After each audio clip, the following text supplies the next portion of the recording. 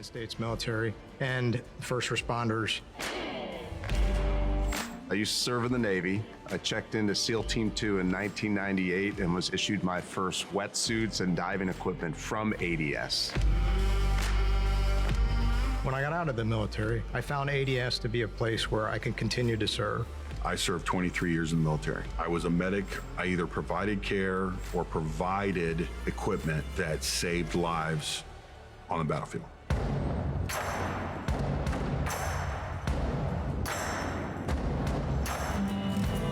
I remember when I served, I just assumed the supply department was selecting the best equipment possible. ADS is consistently able to provide the absolute best equipment, training, and services to our customers, the U.S. military and first responders. Whether it's boots, armor, helmets, cold weather clothing, accessories, we provide the best for them so that they don't have to think about what they're wearing. There's so many things that they handle on a day-to-day basis that if there's one small task that we can take away from them, then I think that we're helping them and that they come home safely.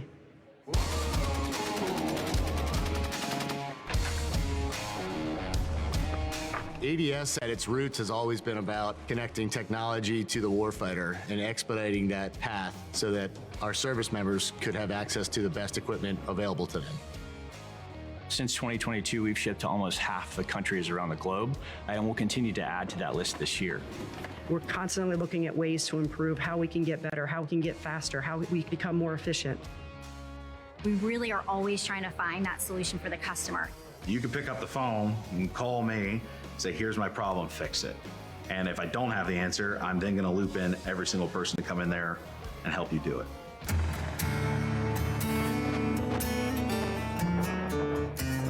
ADS is not one individual, one vendor, one brand, one department.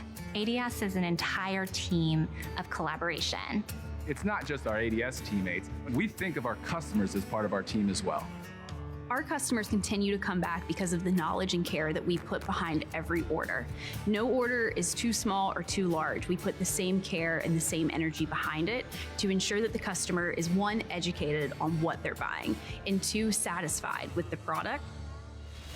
We want them to trust that equipment is going to work for them and then focus on completing their mission. We truly believe that. If we can provide them the newest technology, the latest game changer, and put that in their hands, then they have a better chance of surviving the day, but certainly of being the absolute best they can be. They feel safer because now they're like, I have the best helmet, I have the best bomb suit. I like that feeling. Let's go back to ADS.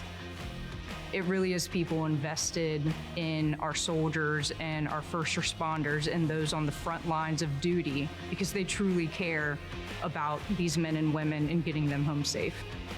They know and trust that we're gonna bring the solution every time.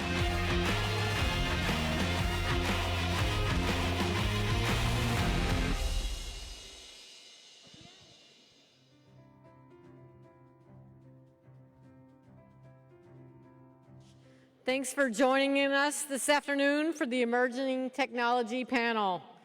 Please help me in welcoming to the stage Senior Master Sergeant Michael Ziegman from the Office of the Chief Master Sergeant of the Air Force.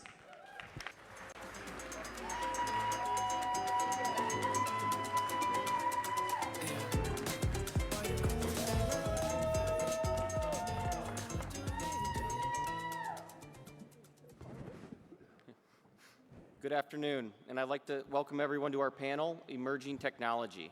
I'm Senior Master Sergeant Ziegman, and it's a privilege to moderate today's discussion. Emerging technology is changing nearly every aspect of how we operate, from how we analyze information and make decisions, to how we solve problems and generate new capabilities.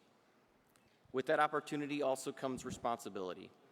In today's conversation, we'll explore both where these technologies are taking us and how we can employ them responsibly. Joining us today are leaders with a wide range of experience across innovation, technology, and operational employment. Rather than me introducing each of them, I'll briefly let them share a little bit about their backgrounds. Over to you, Sergeant Haquani. Thank you, Senior Ziegman. So Staff Sergeant Sonny Haquani. I am the Strategic Engagements and AI Integration Lead for the Chief Master Sergeant of the Air Force. I am a 1 and 2 Charlie Signals Intelligence Analyst by training, newly pinned on Staff Sergeant, and yeah, that about sums it up. Good afternoon, everyone. My name is Senior Master Sergeant Austin Harrison. I have the pleasure of being the AI strategist for the Chief Master Sergeant of the Air Force. I'm a 1 and 4 Alpha by trade, spent the most of my career doing offensive and defensive cyber operations. Awesome. Chief Schaefer, I am the half A6 Senior Enlisted Leader and the 1 Delta 7 Career Field Manager. 29 years of working in technology and this community. Excited to get into the panel. Thank you. As you've heard, we have a tremendous amount of experience represented on this stage, so let's jump right into our discussion. I'd like to start by looking ahead. 5 years from now, what will an enlisted airman be able to do that simply isn't possible today? And what timeless skill will make that airman even more valuable? Sure, I'll start and then I'll let you put all the technology pieces on it. So when we think about what artificial intelligence brings, I think you have to take that a step back, right? It's not just about artificial intelligence, it's about automating and it's about augmenting what we do. And so if you could think about artificial intelligence as augmented intelligence, what is the thing that slows us down from being productive more than anything else? It's the waiting. It's the waiting for the analyst to get the information to you. It's for waiting for the research. It's waiting for the training. It's always waiting to be able to use the technology. So when you think about what's capable today, the waiting is gone. The technologies we have today, you have an analyst in your pocket. You have a researcher in your pocket. You have an automation expert in your pocket. You have a tutor in your pocket. You don't have to wait for all those things. So 5 years down the road, when you've had these things in your pocket now, how does that change the way we operate? How much faster are we able to move? And for us today, what do we need to do today to change our processes so that when we're not waiting, we can actually move forward? I think when you look at the trajectory of emerging technologies, everything is leading towards people being able to do 10 times as much work in 10 times as little resources or time. I think tomorrow, 5 years down the road, scoping it with just the capabilities that I am tracking we're ready to have in the DAF and across the Dow, the future airman looks a lot like a football coach. They're going to be able to command the same analytic, intellectual capacity and problem-solving capacity to look further left of the problem, further left of operations, that is equivalent to almost like what today's squadron commander is like. They're going to be able to say, hey, I can command 100 agents to solve this problem. And so the kind of the skills that underwrite that are twofold. I think it's creativity and critical thinking. Those are the two pieces there. So I think I'll kind of give an outcome perspective of what both to my left and right have conveyed. I think that we're going to be able to give airmen time back. And, one of the former SMSAFs said it best, is that we serve in seasons. And maybe that time back is you being able to reinvest into the mission so that you can get a few more reps and sets on the tasks that you need to hone your craft. And over the course of a year, I think that has kind of a compounding interest effect where we can more rapidly scale airmen's experience and expertise so that they can bring more value to the mission. But inversely, I think that as we talk about resilience, maybe you're in a season of life where you need to be able to get home just a little bit earlier so that you can put the kids down, because in this particular season, that's the thing that's most beneficial so that you can pour back into the mission in a later season. Thank you.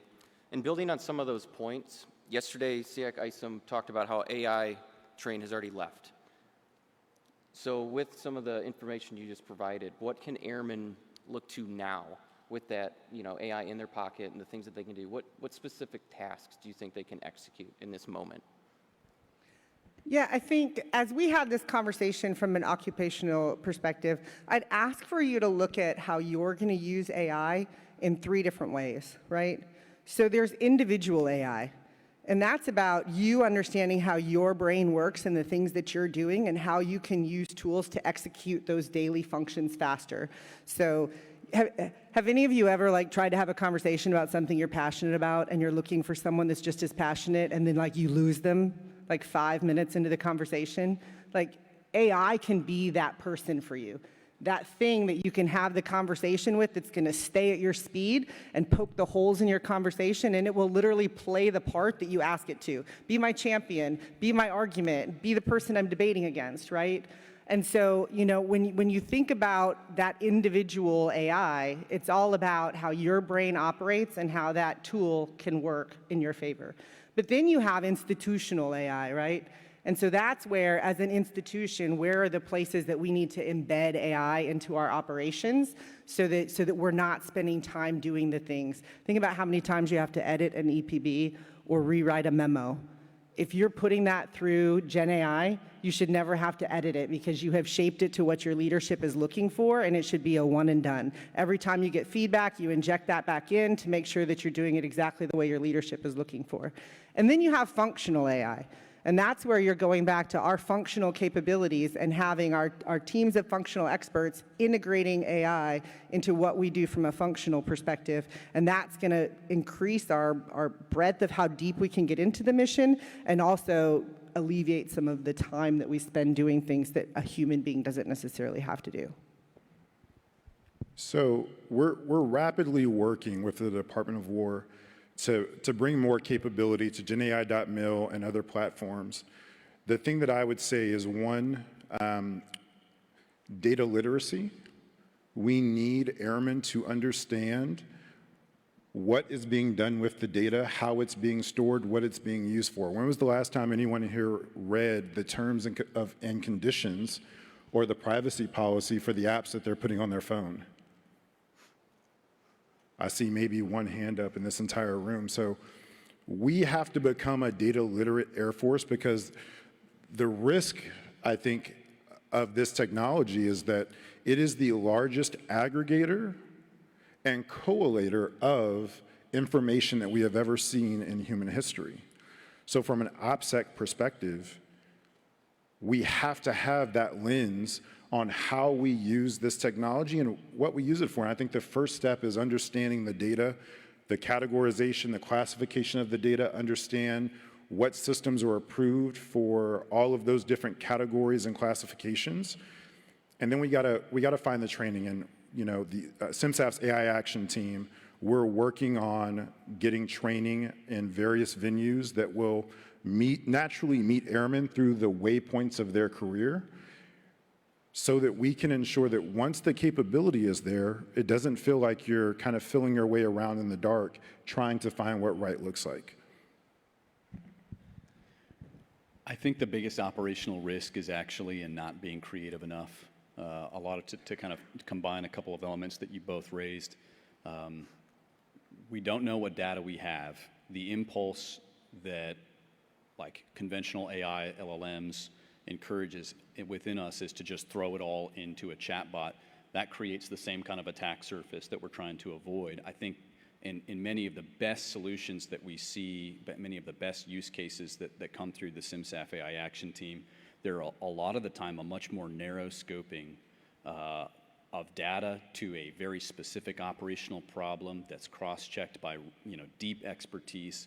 And so a lot of, I think and really all of it's characterized by somebody trying to do something unprecedented, moving the goalpost way out there. And I think it's exactly that kind of creativity to reach for an unachievable excellence that's impossible if you didn't have 100 AI agents or 100 people to process through this thing. It's exactly, I think us not doing that, not having the reps and sets to build that AI fluency, data literacy, knowing what information we have, and then getting the reps and sets of iterating, testing things out, seeing what works, and then seeing just how far we can take things. I think moving too slowly on that and missing the train that SEAC ISOM referenced, I think that's the biggest operational risk. Can I re-attack for a second? Absolutely. So you guys all remember when we were doing all these additional duty reductions, right? right? And everybody says, why do I have to do records management, right? How many of you think that you're in a unit that has a phenomenal records management program? Okay, so 2 people are ready to execute AI. So then I'm going to take that a step further. So think about the meetings you go to. How many of you typically have your meetings integrated with Teams so that you can do transcripts and record every meeting? Okay, so a few. How many of you do meeting minutes every time you attend a meeting? Okay, a few. So now, how many of you are ready to not have pre-meetings to pre-meetings to pre-meetings? No, you're not. More hands just came up than people that were recording their meetings and generating minutes. So, I mean, I get what you're saying. You're ready to not have to go to pre-meetings, but you're not. Like, we expect AI to solve the problems that we're not doing the work in order to solve them. The business rules are important. I don't think we have to have people nugging through the meeting minutes afterwards, but turning on the transcripts and then proofing those at the end and saying, what decision points did we come to? Who was in attendance? What did we discuss? What were the final answers? And what are the next steps? And asking those questions of the transcript at the end and recording those, that stops the pre-meetings. Now you don't have to bring everybody that went to every meeting before to prep the bosses. You can literally ask the engine. But this goes back to, we have to get back to records management. We have to get back to understanding what is the knowledge we need to capture, because right now, all the intellectual capital we need is only in your heads. And so the only way we can move forward right now is to have a meeting. We need you to get it on paper so that that intellectual capital across the Air Force can be usable without having to sit down and have the conversation over and over with everybody. Does that make sense? Who's going to go back and try to work on their records management program? Please, at least 5 hands come up. Okay, 12 of you, that's great. Oh, thank you for that. And that brings another thing up with the concepts of AI versus the data and processes.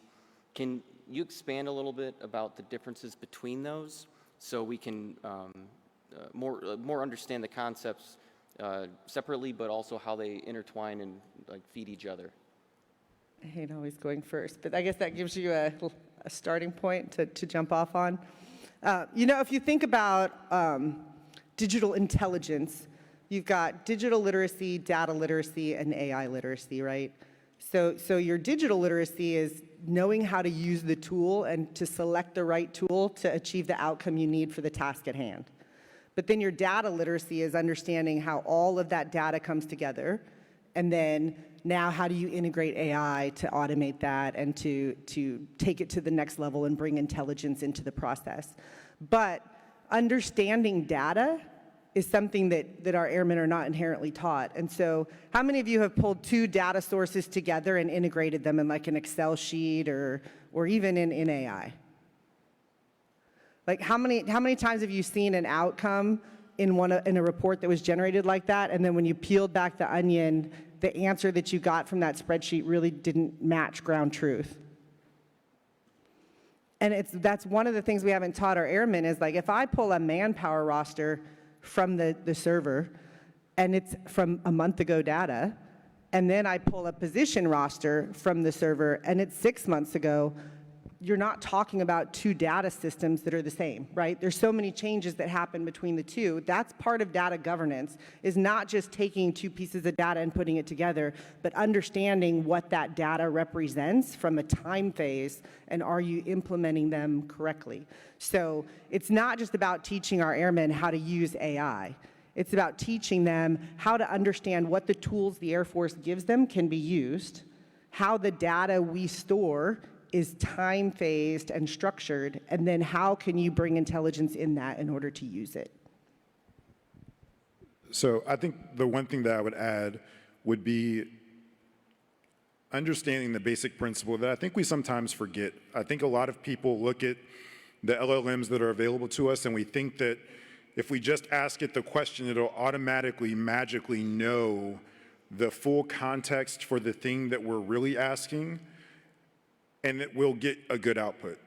But almost like any other process, I think in the United States Air Force, is that the data, the quality of the data going in directly correlates to the quality of the response or the data that comes out. And so I think to Chief's point is that you need to make sure that your data, one, is clean, it's up to date, and it's correlated, or as Chief put it, time phased, so that you're not looking at as she said, a roster that's, you know, a month old versus one that's current, and trying to draw the correlations between those two. I don't have anything to add as far as the distinctions. I think the thing that makes the distinctions meaningful in practice is a shift in the habits. We are constantly building AI agents for different people on the staff, helping teammates in the AI action team work through their use cases and mature them. Oftentimes it's this, like, well, you know, you have to start capturing this kind of data, or you have to label it in this way, or, you know, Senior Harrison uses this term invisible context. You know, you're going to have to meet with these stakeholders to figure out what context is informing how the agent is going to interpret, and that's just you know, using AI as a narrow example. The real case here is, like, we don't even necessarily always know what we know, and that the thing that will determine that is kind of an overwhelming task to sit down and say, hey, go back to your unit and go through all of your files. If you don't at least start somewhere small, have a folder on your computer called agents.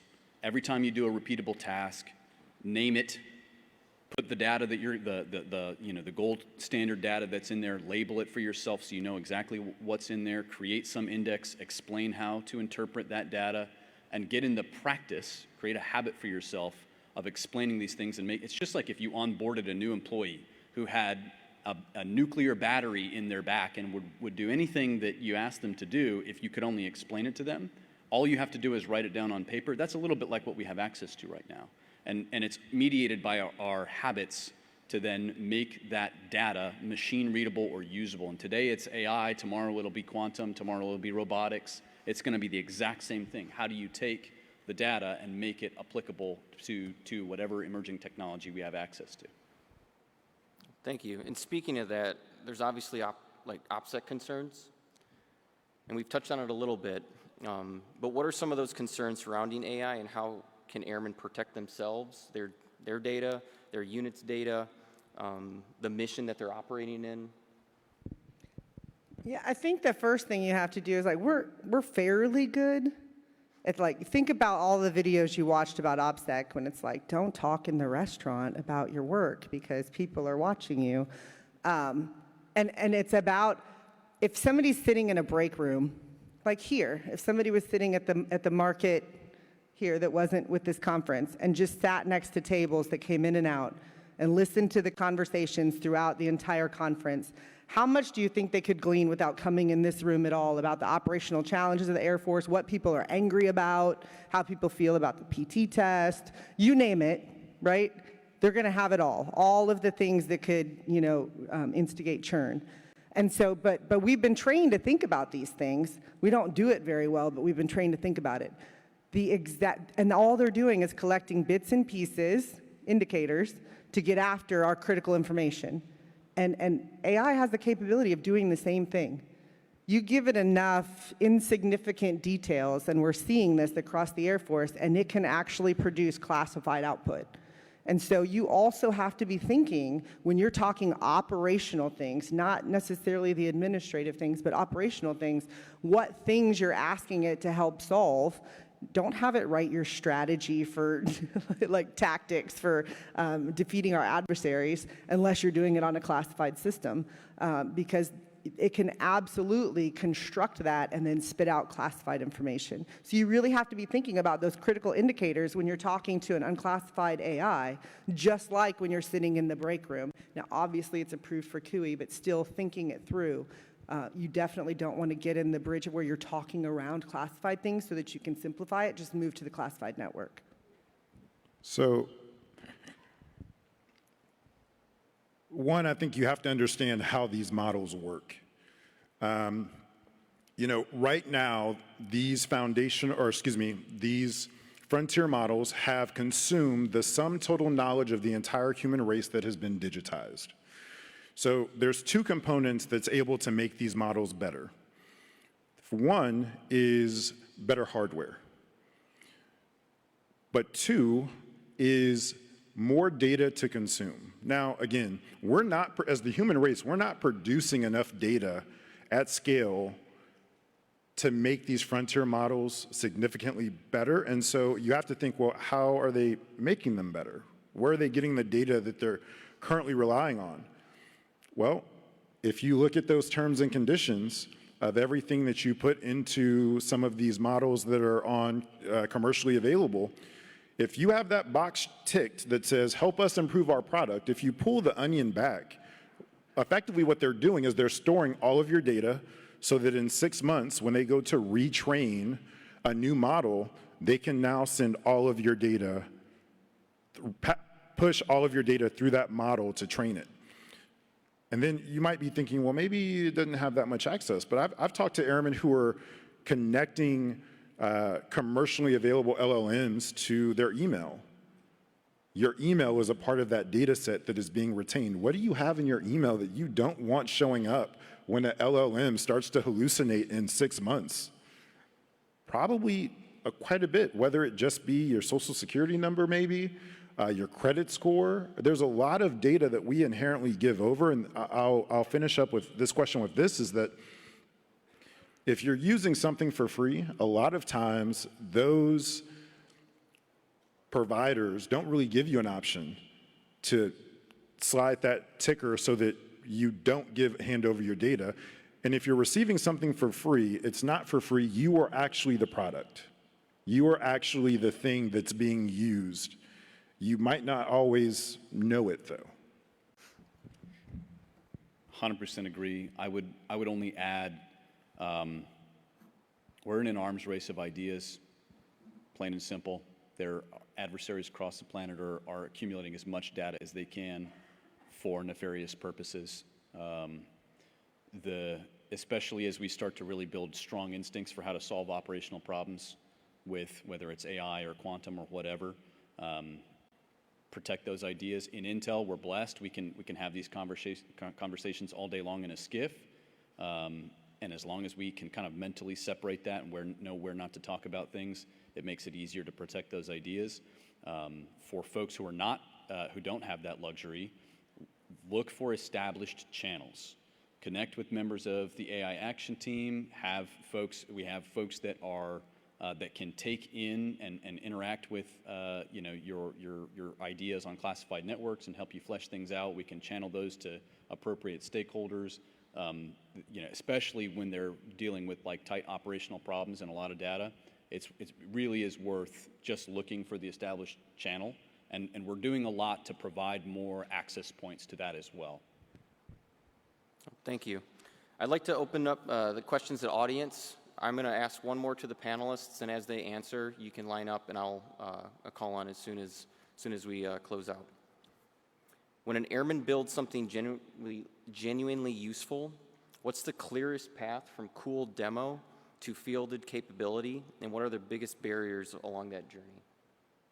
So I think Sergeant Haquani kind of hit the nail on the head. The AI action team right now is building the connective tissue with all of these kind of separated entities that control a different piece of the puzzle to kind of follow that pipeline from the instantiation or the creation of a great idea to creating a minimum viable product to being able to field it for an entire community, whether that be the United States Air Force, whether that be your MAGCOMs or your wings. So, my email is austin.harrison@us.af.mil. If you've got great ideas, we're here to listen. We're here to hear you out. And maybe the answer is that there's somebody already doing this and they've solved this problem and we connect you with them so that you can help out with their project. Maybe the answer is like, we need to get this thing that you're working on creating to the CDAO and their fast follow program so that we can work on the sustainment process of what this looks like, because what we know is airmen create great things, but if institutionally, if we don't create a sustainment pipeline for how we offload that tool from you to an organization that will persist, eventually, long term, it won't be of value to the United States Air Force for very long. So we have to think about sustainment. Yeah, and I think it depends on whether you're talking about individual usage or institutional or functional usage. And I think for the airmen, we need to have a tool bag because, like I said before, not everybody's brain functions the same way and not everybody's desires and how they're going to integrate it are the same. So having 10 different ways for an individual airman to execute something at their level better, I think there's always more than one. I always use the skin a cat, and that doesn't sound right, but there's more than one way, right? And it's the same thing for individual AI. I think when it gets into the functional lanes and having them to help us integrate back into getting that solution to the right functional community to determine whether it meets the governance structures and the actual policy requirements for that function, and then how it needs to adapt and grow. So again, like they said, they're a great resource to jump in, but you can also take some of those up through your functional community. We frequently take it back to three things, kind of knowing how it impacts your boss's priorities, how it if it's just it's a solution for just you, okay, fantastic. Who's the audience? Know who your audience is. Make sure that your boss and whoever has to champion it for the total population of that audience, it aligns with their priorities, right? So that's one piece. And then knowing how it aligns with strategic priorities. That's not always the easiest thing to do, but especially with an agent that you can drop the national security strategy into and say, hey, how does this, what does this help with? Being able to articulate it in those terms, that's kind of way further off. The more important one is really how does it affect you and your team? And then the third thing is in a lot of ways, it's like a product marketing style thing. You have to be able to articulate the what, the so what, the why, the how does it help people? And in a lot of ways, that's a great exercise, not just for an AI use case, but for pitching ideas and solutions you have later on. I think it's something that can make airmen a much better communicator for their own ideas and advocacy for how to solve problems. Thank you. Good question? Good afternoon. Master Sergeant Bynum from PAC FA1 Manpower. Until the education piece makes it into our bases through DAF standardization, what are your suggested site or tools we as leaders can use to educate ourselves and our airmen? So when you talk about asynchronous training, there's quite a few. I've actually got a few written down, because I thought this question might come up, so thank you. So first and foremost, AATC has some training available on their SharePoint. Army JKO has a plethora of training on their platform, the same place you go to take joint PME. There's AI courses that, from what I hear, are pretty good. Additionally, Digital University, which is basically the Air Force's contract with Coursera and Udemy, GenAI.mil. So there's a lot of resources out there, and one of the problems that our team is working to solve is consolidating those resources in one page, because the environment is so dynamic right now that especially if you're on social media, there's always someone that says, hey, buy my PDF on how to use AI appropriately. It's only $9.99. So we're working to aggregate all of those resources, because some are provided by the Air Force, some are provided by the Department of War. So we're working to create a one-stop shop that airmen can go to just click a link and be taken to the platform, log in, and they're ready to go. So more to follow on that. Thank you. Sir? Good afternoon, panel members. Technical Sergeant Tuttle from the 344th Training Squadron out at San Antonio, Texas. And my question is, what are some processes that you have seen that squadrons or organizations can implement AI into right now, besides the obvious EPPs and awards and things like that? Yeah, I can attack that one all day long. There are more use cases that you can use to give your people back time and translate to direct operational value than there are seconds in the day. It comes down to scoping it appropriately. I think as far as try to start with ones that are closer to your team's most vivid purpose. So Shout out to one of our AI Action teammates, Tech Sergeant Apolinar. He's PCSing from USAFE to the States somewhere, and he's very much out in the field. He is not behind a keyboard too often. His team does search and rescue stuff, and so they have taken ranger manuals and things like that are unclassed guides and used them to do mission planning. Folks who are working on the Suez problem set. There are all kinds of ways that you can bring data together, use AI to vibe code and then validate solutions and produce ways that you can solve that problem set. Red teaming is an excellent one. Every single team has some kind of like planning process, or hey, let's what are that could benefit from seeing the other side of a course of action, right? So basic red teaming agent that you customize and tailor for your operational requirements or your own mission needs. The list goes on and on. The best way to find it is start backwards, working backwards from the so what. Like what are we actually doing here? What matters? What do we want to work on? And then say, okay, what is the pain point? And then find appropriate uses of the technology to address the pain point. I think that's the right formula and order of operations. Thank you for your question. Thank you. In the center, ma'am. Good afternoon. I'm Master Sergeant Walker. I'm from the 81st Training Support Squadron at Keesler Air Force Base. Good afternoon.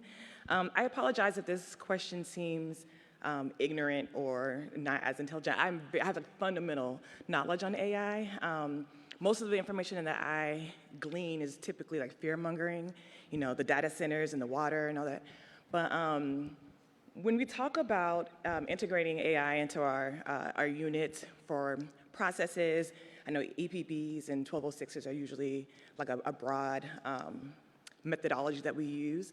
I know you were talking about, or excuse me, Chief Bruce was saying yesterday how every time we use AI, or specific systems in AI, like the sandbox analogy of how it breaks out and then it finds ways to essentially beat the system. So as we're integrating AI in our Air Force, like on the day-to-day, how are we protecting the information from it being a situation where someone can create a sandbox to break into those secure networks or whatever the network might be? So I'll take this one, or at least start. So I think it's important to note, and I'm very well aware of the situation. Actually, there are multiple situations with these models, and I want to pull back that onion a little bit and first say, like, this is not the model that's on your computer when you download one of these frontier models, or it's not the model that's being used on Gen AI. This was a model that was not ready for public release. It was undergoing testing. It was in a sandbox environment without a harness, which you have the AI model, and then you have the harness. And the harness is basically the shackles that stop it from doing things that you don't give it permission to do. So I think first I want to provide that context that this is not something that's going to happen for a publicly available model and its requisite harness. From the security perspective, again, I think a lot of the risk comes from the data. This is one of the reasons why the Department of War is being very deliberate with how we roll these things out, because if you're tracking the news, there's a new AI, this model hacked this company and did this thing every week. I mean, for the past month, I want to say, there's been a new news story every single week. So they're being very deliberate in what they employ. They're doing their homework. And so I think the protection, and our friends in the A6 are definitely a part of that conversation as well, making sure that we only provide the resources to airmen that are going to be safe to use. And just while we're on the topic, we've all kind of pulled the thread on it, I think, in this conversation. But the reason why using government resources is so important is because the data is governed differently. So what that means is that when you use GenAI.mil, there are separate servers. There's separate data retention where that data can only live in the continental United States. So when we talk about data centers, there's data centers all over the world, but when you use a government-approved system, part of that kind of seal of approval is that that data can only live certain places. And there are, legal consequences for violating that data governance that the Department of War and the DoD or the Department of War has put out to say, yes, you're a blessed off system, you will adhere to this standard. And I'll just add that a lot of what we're trying to do from the network aspect is when they say these words, zero trust for our network architecture, it's about every connection having to prove its right to have access before it's given information. And so you're going to see that exponentially change across our networks, where right now, if you have a connection to the network, it kind of assumes you're trusted.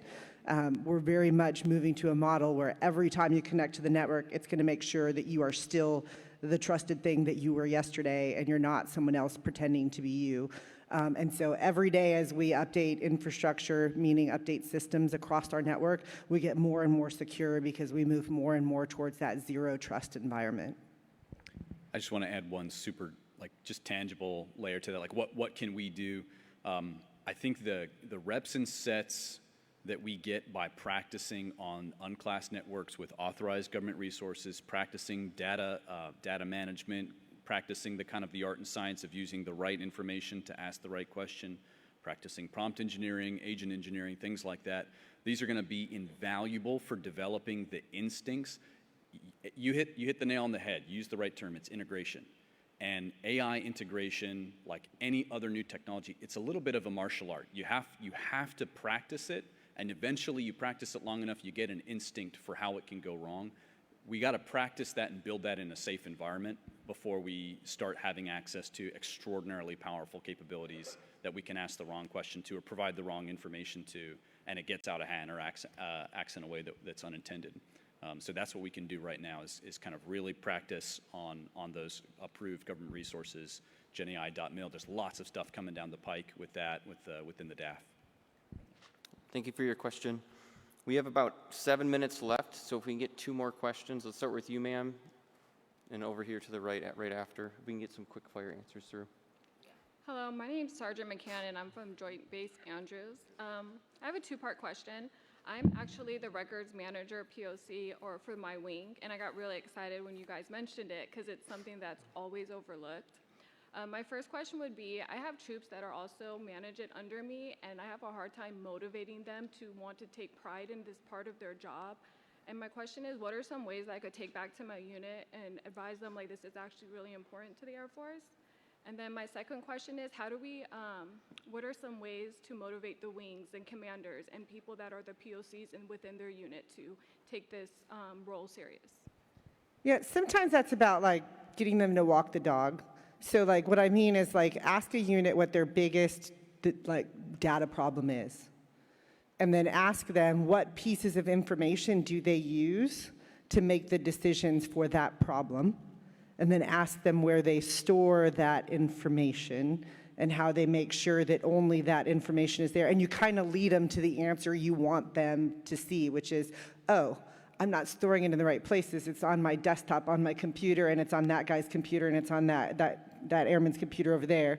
And so then you tell them, well, I can help you, starting just with that operational problem, teach you how to put your information in the right place. And then for the airman's perspective, 1, getting them dialed into some of the training here, and 2, giving them a small problem from a records management perspective, and especially if they're engaged in that conversation with the unit about how the unit needs to use the data. And it's instead of eating the whole elephant, teach them how to just help that unit take a bite out of it. Because records management, when folks aren't doing it, it's like trying to teach someone who doesn't know 1 + 1 calculus. But if you can teach them just one piece of it and how it makes them operationally more effective, then that starts to just bridge the gap to more and more data management and operational effectiveness. Fantastic question. I think a tangible thing you can take back is experiment asking a question that's interesting to them and show how you get the wrong output if you don't have the right information, the right data management, the right records management. Give them a practical reference point that they can iterate and go back to and say, okay, as I do a better and better job of this records management, I have a better index that I can feed to my agent to then answer whatever questions or things like that. And this is a very real problem set that we see across the headquarters as well. And then the second piece for motivating leadership or kind of helping them articulate the value for this technology, they have to know that you're interested in hearing their kind of explanation for what the goals are with the organization. This is something we've said to leaders before. Your people are waiting to hear what use AI means for your organization. What SMSAF says it like this: you have to spell out what winning looks like for your team. Otherwise, they can't get motivated about it. So with AI, the DAF has an AI strategy. You can take that and trace it down to your organization and say, okay, what is our excellent component of this? And what are the specific parts of this solution, this large muscle movement that we can contribute? And then articulating strategies and goals outside of that make it clearer what use AI means, because people don't want to just change the way they do business without knowing what they're building towards or why it matters. And I think that's the key piece for leadership is helping them in that direction, whether that means, hey, proposing something or saying, hey, I think that this builds towards this, and then giving them the opportunity to say, actually, it's this plus, and giving them the ability to kind of move the ball forward in that direction. Yeah. Thank you, ma'am. Sir? Hey, good afternoon. Chief Vic Pettis from Legislative Liaison, Secretary of the Air Force. So first of all, thanks, Chief Austin, Sonny, for all the things you guys do. You guys are really taking that big brunt of the campaign to get folks using AI, so really appreciate it. Austin, Sonny, you guys have helped our directorate develop our agent, right, where we're streamlining and hopefully integrating that power of AI into SMSAF's hearing prep along with the other DAF top aides, so thank you for that. My question is more geared at the institutional level. Specifically, I think we're good at integrating AI into our different software platforms. I think we're getting better at it. I think where perhaps we need a little bit more help is at the organizational level, and specifically with agent custodialship. And so when you have an individual that's motivated, they build the agent, they streamline their processes in their work center. And as that's happening, they're iterating, and so there's one central focus. That feedback is getting to them. They continue to improve this agent, and they're sharing it to the organization. Then they leave, and now that agent follows them. And currently, the way Gem AI is kind of structured, if you ask it to develop instructions to duplicate itself, it won't do it. There's also not a function for you to transfer that AI agent, nor to duplicate it. So I'm wondering, from your level, working with CDAO, if you guys have came up with some solutions, what the future looks like there. Hey, Chief, that's a great question, and thank you for that. That definitely is from personal experience. We built SMSAF, a congressional testimony prep agent, and built a mirror version for CSAF, and now some members of the team who worked on that closely are moving on to different things, and we're figuring out a strategy to transfer it. I would say never gatekeep a solution like that.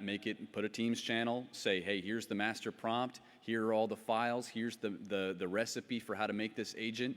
That way, at a minimum, you give people the ability to recreate it on their own. That's not so seamless. It still is high transparency. The best practice is if on genai.mil they create an option to duplicate an agent, and you can just fork it and make it your own. And that's a feature request that the SMSAF AI action team has included in a batch of updates that we're getting ready to advocate to the Dow CDAO through the DAF CDAO as well. So lots of features like that. But the big thing is to ask the question and say, hey, we want this, and channel it to the right folks. We happen to be on a great team with a lot of energy from SMSAF, and so we get a lot of things done very quickly. Sometimes if you don't have a center of gravity or a point person, it can be frustrating, and you just wait for the software to update. That is unfortunately not how new features get to us. You do have to be a very expecting and noisy customer, but that's how the change happens. So thank you for asking the question. Unfortunately, that's all the time we have today. I'd like to thank each of our panelists for sharing their insights and experiences, and I'd also like to thank all of you for joining us and your thoughtful questions and engagement throughout this discussion. Please join me in thanking our panelists.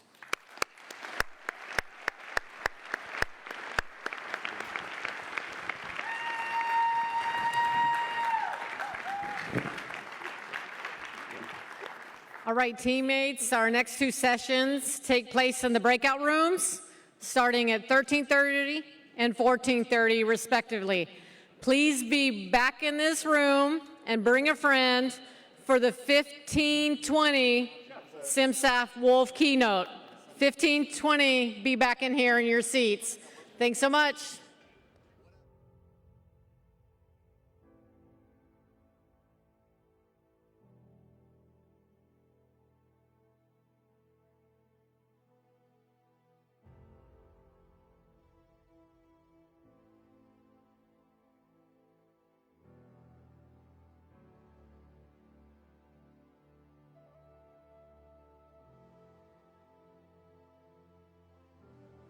And dominant, holding a decisive advantage over our enemies. We're not looking for a fair fight. Introducing the Unfair Fight Kit. In my time in the Air Force and working with Space Force and Space Com, I noticed that there was a capability gap. There was no way for smaller teams to deploy and be in secure areas to take care of the mission. Once I joined ADS, I was able to become exposed to different vendors and suppliers, equipment and capabilities that made me think, there's a way to close that capability gap. I saw microskiffs. I saw different types of SATCOM, different kind of computers, different ways that we can bring the fight forward in a more agile and more dominant nature. This led ADS to develop the Unfair Fight Kit. Historically, in forward operating environments, sensitive government operations have often needed to accept more security risk than necessary by compromising on the acoustic and RF protection requirements mandated by ICD 705. The Joint Airlift Microskiff, JAMS, solves that problem and represents a culmination of Highland's experience with expeditionary airlift containers and our expertise in manufacturing.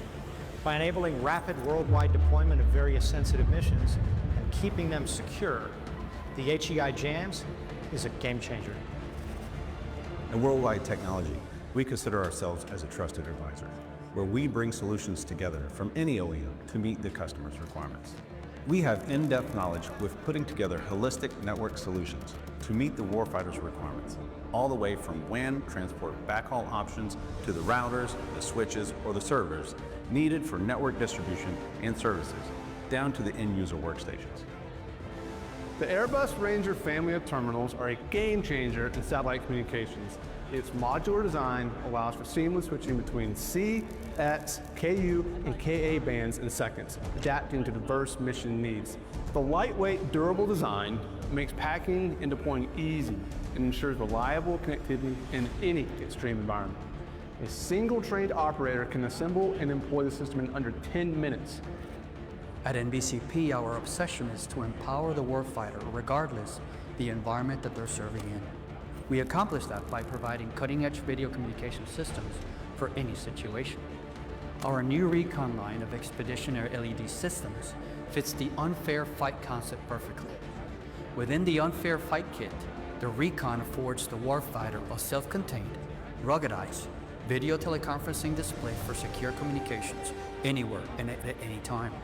It is shatterproof and features a fully field-serviceable front screen for continuous operation under the most austere of conditions. In less than an hour, 2 service members can set up the kit and be fully operational and ready to execute their mission.